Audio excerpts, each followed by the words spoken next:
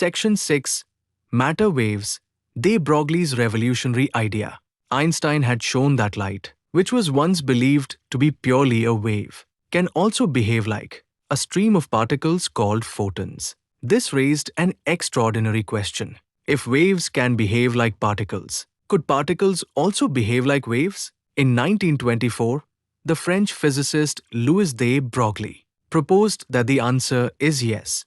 He suggested that every moving particle possesses an associated wave, now called a matter wave or a de Broglie wave. This was a bold idea because we never observe. Everyday objects like cricket balls or cars produce wave patterns. So why don't we notice these waves? The answer lies in their wavelength. De Broglie combined Einstein's relation for photons, E is equal to hf, with the momentum relation for light, and arrived at a remarkable equation.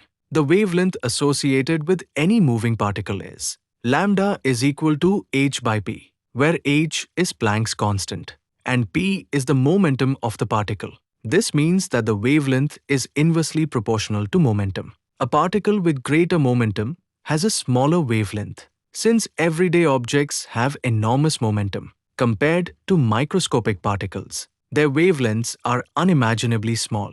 That is why their wave nature cannot be observed. But electrons have very small momentum. Their de Broglie wavelength is comparable to atomic dimensions. As a result, electrons can exhibit wave-like behavior, such as diffraction and interference. This prediction was astonishing, but a scientific theory is accepted only after experimental verification. That proof came just a few years later. In 1927, Clinton Davisson and Louis-de-Germer performed an experiment using a beam of electrons. They accelerated electrons through a known potential difference and directed them onto a nickel crystal.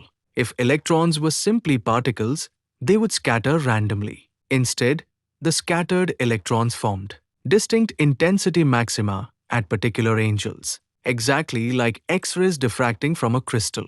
The crystal acted as a diffraction grating for the electron waves. Using the observed diffraction angle, the wavelength of the electrons was calculated. Independently, the de Broglie wavelength was also calculated using lambda is equal to h by p. Both values agreed remarkably well.